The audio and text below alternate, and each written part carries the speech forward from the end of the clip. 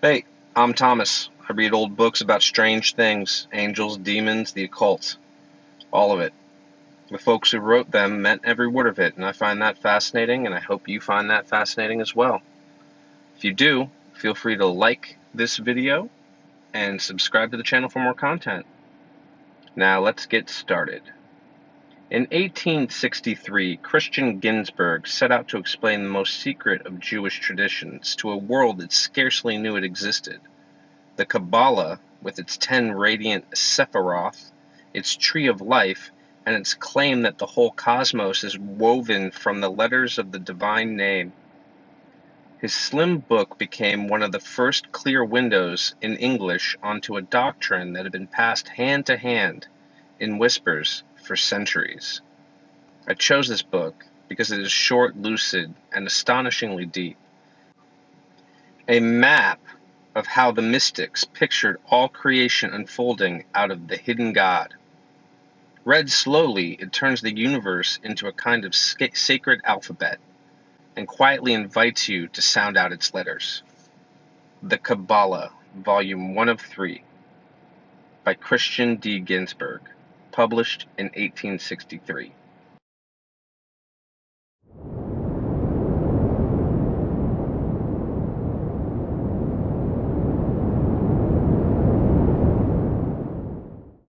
A system of religious philosophy, or more properly of theosophy, which has not only exercised for hundreds of years an extraordinary influence on the mental development of so shrewd a people as the Jews, but has captivated the minds of some of the greatest thinkers of Christendom in the 16th and 17th centuries, claims the greatest attention of both the philosopher and the theologian. When it is added that among its captives were Raymond Lully, the celebrated scholastic, metaphysician, and chemist, died 1315, John Reuchlin, the renowned scholar and reviver of Eastern literature in Europe, born 1455, died 1522, John Picus di Mirandola, the famous philosopher and classical scholar, 1463 through 1494, Cornelius Henry Agrippa, the distinguished philosopher, divine, and physician, 1486 to 1535, John Baptist von Helmont, a remarkable chemist and physician, 1577-1644, as well as our own countryman Robert Fludd, the famous physician and philosopher, 1574-1637, and Dr. Henry Moore, 1614-1687, and that these men, after restlessly searching for a scientific system which should disclose to them the deepest depths of the divine nature and show them the real tie which binds all things together, found the cravings of their minds satisfied by this theosophy. The claims of the Kabbalah on the attention of students in literature and philosophy will readily be admitted.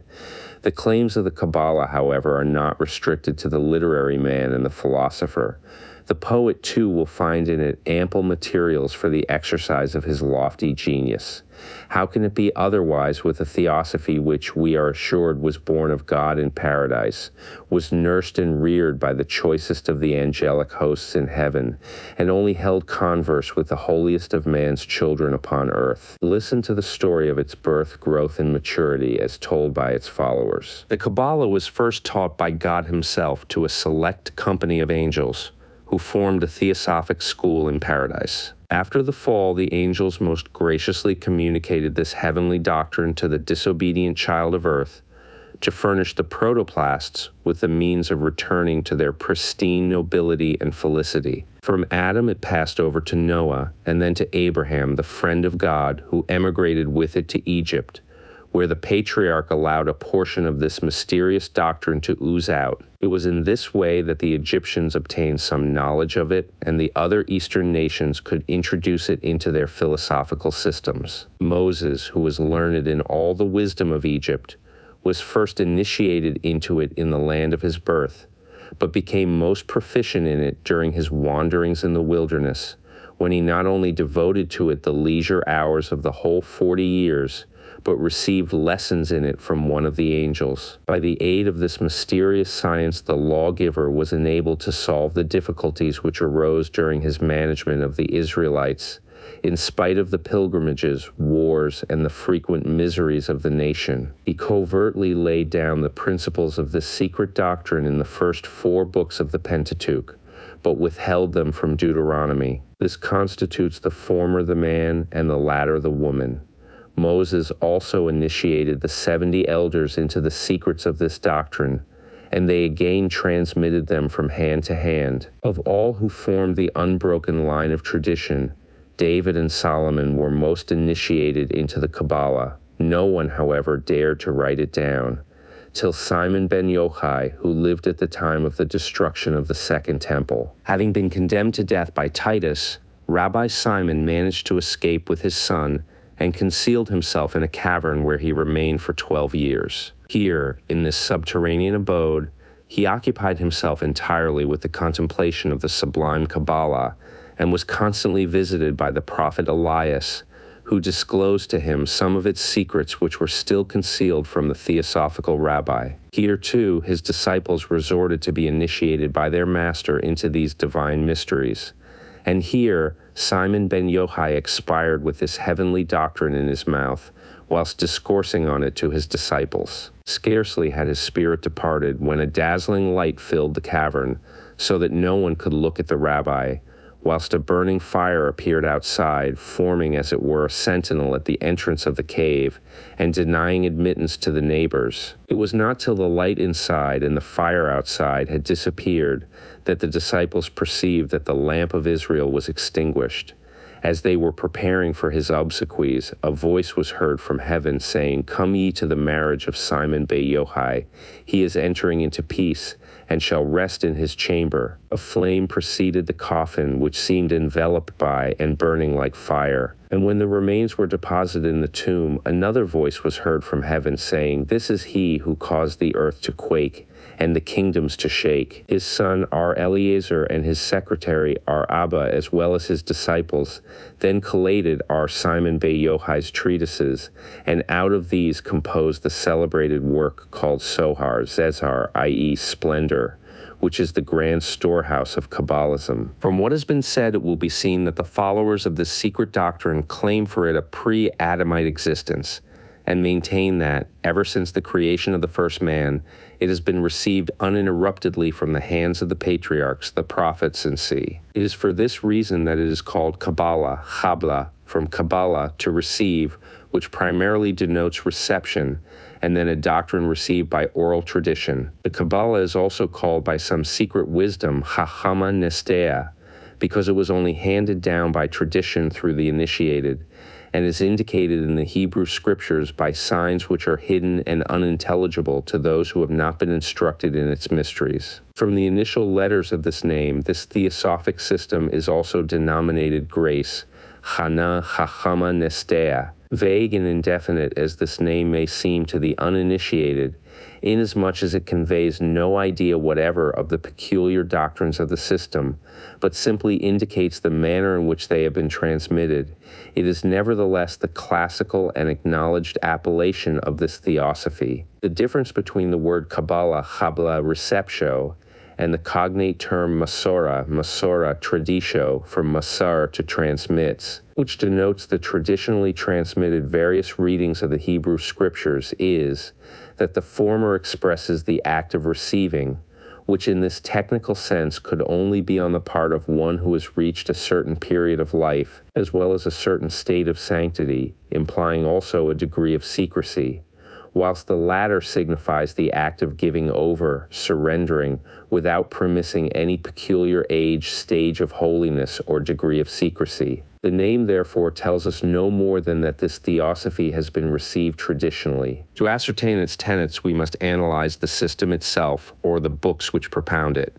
And to this task we now betake ourselves. The cardinal doctrines of the Kabbalah are mainly designed to solve the grand problems about I, the nature of the Supreme Being, the cosmogony, 3, the creation of angels and man, 4, the destiny of man and the universe, and 5, to point out the import of the revealed law, assenting and consenting to the declarations of the Hebrew scriptures about the unity of God, Exod XX 3, Dut I 35:39, Vi 4 XX 39, his incorporeity exod xx4 dut I15 p6 18, eternity exod E14 dut xx40 isa xli 4 xli 10 sleeve 6 x30 12, immutability mal E6, perfection dut xx4 thicken sam x35 job xx30 16 p6 31, infinite goodness exod xx36 p6 35 c5 cx leave 9, the creation of the world in time according to God's free will gen I1, the moral government of the universe and special providence, and to the creation of man in the image of God gen I27. The Kabbalah seeks to explain the transition from the infinite to the finite, the procedure of multifariousness from an absolute unity, and of matter from a pure intelligence, the operation of pure intelligence upon matter in spite of the infinite gulf between them, the relationship of the creator to the creature so as to be able to exercise supervision and providence. It, moreover, endeavors to show how it is that the Bible gives names and assigns attributes and a form to so spiritual a being, how the existence of evil is compatible with the infinite goodness of God, and what is the divine intention about this creation. In our analysis of the Kabbalistic doctrines on these grand problems, we shall follow the order in which they have been enumerated, and accordingly begin with the lucubrations on the Supreme Being and the emanations. I, the Supreme Being in the doctrine and classification of the emanations or Sephiroth, being boundless in his nature, which necessarily implies that he is an absolute unity and inscrutable, and that there is nothing without him, or that the Torpayan is in him. God is called En Sof, Ein Sof, Apiros, endless, boundless.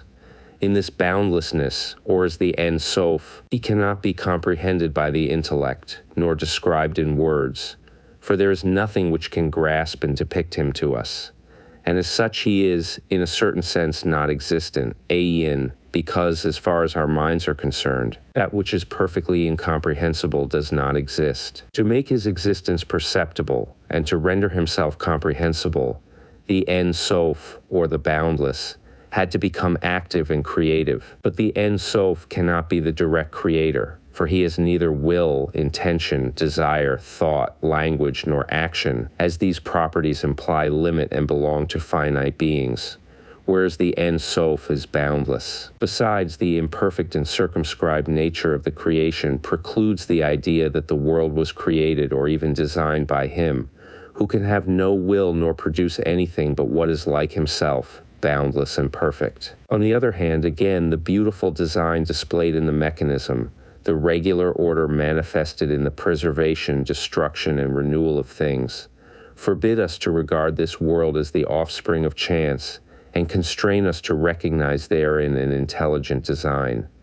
We are therefore compelled to view the En Sof as the creator of the world in an indirect manner. Now, the medium by which the En Sof made his existence known in the creation of the world are 10 Sephiroth, or intelligences, which emanated from the boundless one, Ein Sof, in the following manner. At first the En Sof, or the aged of the aged, Atika Datika In, or the holy aged, Atika Kadisha, as he is alternately called, sent forth from his infinite light one spiritual substance or intelligence.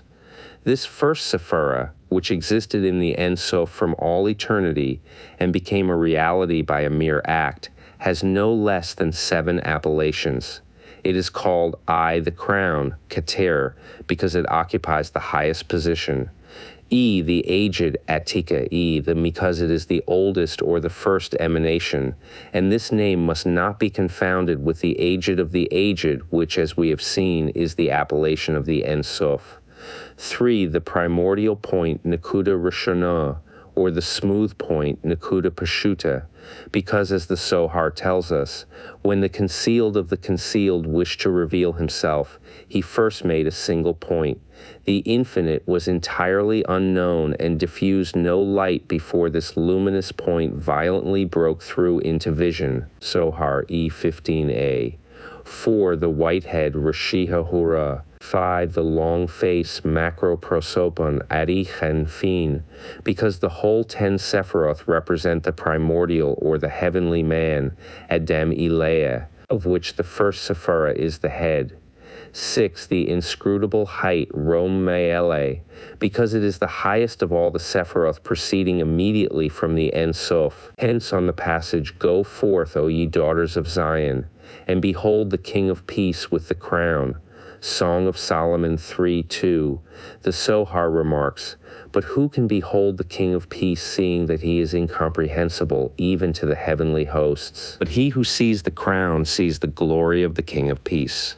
Sohar 2:100b. And 7. It is expressed in the Bible by the divine name Ahij, or I am, Ie Exod 2:4, because it is absolute being, representing the infinite as distinguished from the finite, and in the angelic order by the celestial beasts of Ezekiel called Hajoth, Hayoth. The first Sephirah contained the other 9 Sephiroth, and gave rise to them in the following order. At first, a masculine or active potency designated wisdom, Chachmo, proceeded from it. This Sephirah, which among the divine names is represented by Jahie Isa, C4, and among the angelic hosts by Oplianim Afnim wheels, sent forth an opposite, i.e., a feminine or passive potency denominated intelligence, Vina, which is represented by the divine name Jehovah, Iha-Ho, an angelic name Arelim, and it is from a union of these 2 Sephiroth, which are also called Father Abba and Mother Amamo, that the remaining 7 Sephiroth proceeded, or as the Sohar 2:190a expresses it, when the holy aged, the concealed of all concealed, assumed a form, he produced everything in the form of male and female, as the things could not continue in any other form. Hence wisdom, which is the beginning of development, when it proceeded from the holy aged, emanated in male and female, for wisdom expanded, and intelligence proceeded from it, and thus obtained male and female, viz. Wisdom the father, and intelligence the mother, from whose union the other pairs of Sephiroth successively emanated. These 2 opposite potencies, viz. Wisdom Chachmo and intelligence Vina, are joined together by the first potency, the crown Kater, thus yielding the first triad of the Sephiroth. From the junction of the foregoing opposites emanated again the masculine or active potency, denominated mercy or love, also called greatness, Gedula. The 4th Sephirah, which among the divine names is represented by El, Al, and among the angelic hosts by Shashmalim, Kampa, Ezek, I-4. From this again emanated the feminine or passive potency, justice, Dina, also called judicial power, Gevura, the 5th Sephirah, which is represented by the divine name Eloha, Ella, and among the angels by Sheraphim, Sherfim, Isa, V6. And from this again the uniting potency, beauty or mildness, Tefaret, the 6th Sephirah, represented by the divine name Elohim, and among the angels by Shananim, Shesel, XV 18. Since without this union the existence of things would not be possible, inasmuch as mercy not tempered with justice, and justice not tempered with mercy would be unendurable, and thus the second trinity of the Sephiroth is obtained. The medium of union of the second trinity, i.e. beauty, Tefaret, the 6th Sephirah, beamed forth the masculine or active potency, firmness, Netzach, the 7th Sephirah, corresponding to the divine name Jehovah Sabaoth, Yahweh Sabaoth, and among the angels to Tarshishim, Dan, X6. This again gave rise to the feminine or passive potency, splendor, Hod, the 8th Sephirah, to which answer the divine name Elohim Sabaoth, and among the angels B'nai Elohim, Gen V4. And from it again emanated foundation or the basis, Yisad, the 9th Sephirah, represented by the divine name El Shai, and among the angelic hosts by Ishim, Shesech 4, which is the uniting point between these 2 opposites, thus yielding the third trinity of Sephiroth. From the 9th Sephirah, the basis of all, emanated the 10th, called Kingdom Machot, and Shekhinah, which is represented by the divine name Adonai, and among the angelic hosts by Cherubim. The table on the opposite page exhibits the different names of the Sephiroth. together with the several names of God and the angels which correspond to them. From this representation of each triad as consisting of a threefold principle, viz., the two opposites, masculine and feminine, and the uniting principle, the development of the Sephiroth and of life generally, is symbolically called the balance, maklo, because the two opposite sexes are compared with the two opposite scales, and the uniting sephira is compared with the beam which joins the scales and indicates its equipoise. Before we enter into further particulars about the nature, operation, and classification of these Sephiroth, we shall give the Sohar's speculations about the Supreme Being and its account of the origin of the Sephiroth and their relationship to the deity. The 10 Sephiroth, corresponding names of the classes of members of the deity: angels, human body, Chowan, Keter, crown, 4 Thi, 2 Chaya At, the aged, 4 Thi, Nakuda Rishona, Thi, primordial point, 4 Thi, Nakuda Pashuta, smooth point, 4 Thi, E5, Ratisha Horia, white A Hey,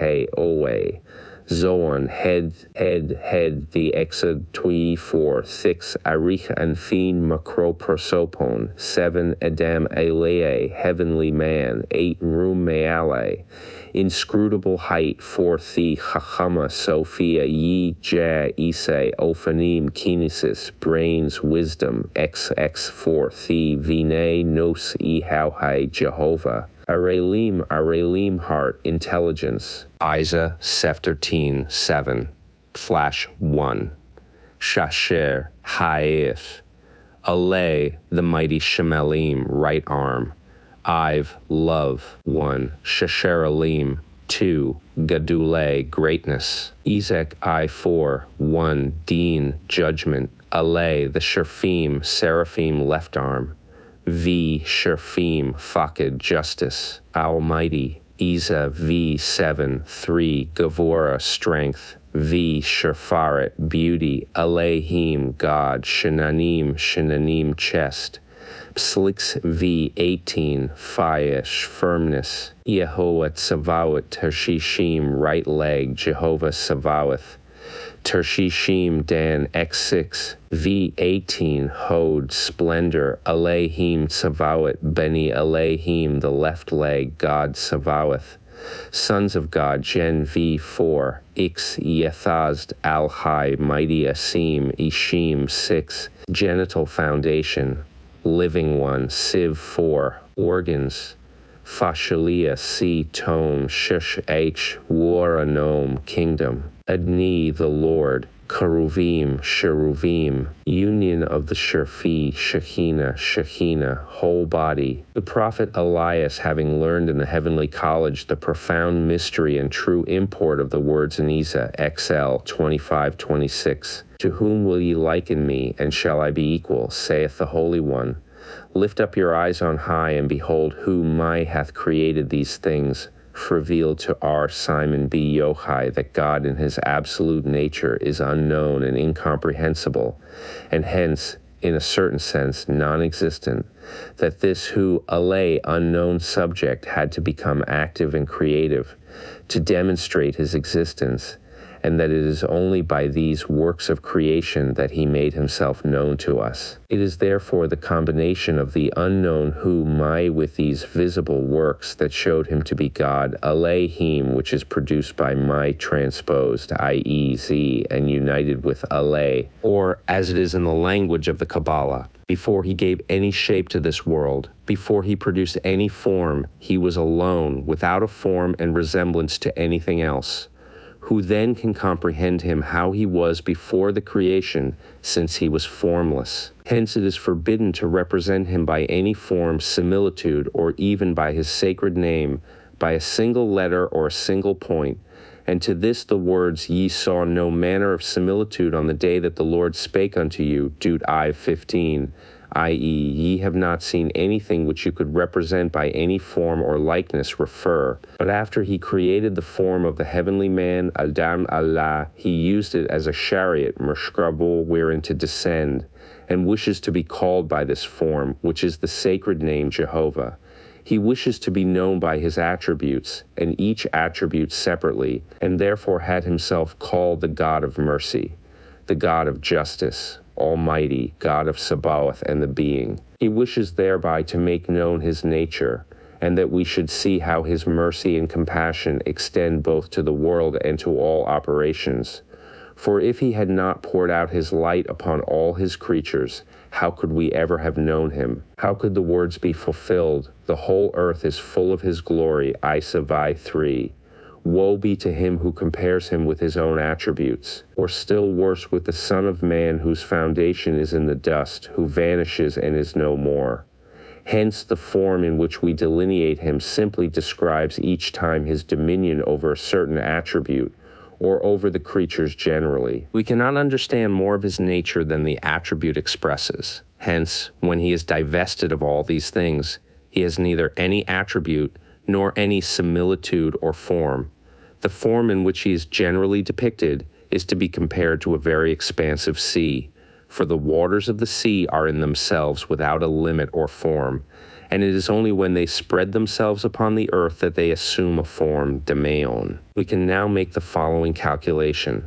The source of the sea's water and the water stream proceeding therefrom to spread itself are two. A great reservoir is then formed, just as if a huge hollow had been dug. This reservoir is called sea, and is the third. The unfathomable deep divides itself into 7 streams, resembling 7 long vessels. The source, the water stream, the sea, and the 7 streams make together 10. And when the master breaks the vessels which he has made, the waters return to the source, and then only remain the pieces of these vessels, dried up and without any water. It is in this way that the cause of causes gave rise to the 10 Sephiroth. The crown is the source from which streams forth an infinite light, hence the name Ein Sof, infinite, by which the highest cause is designated. For it then had neither form nor shape, and there is neither any means whereby to comprehend it, nor a way by which to know it. Hence it is written, Seek not out the things that are too hard for thee, neither search the things that are above thy strength. Ecluse.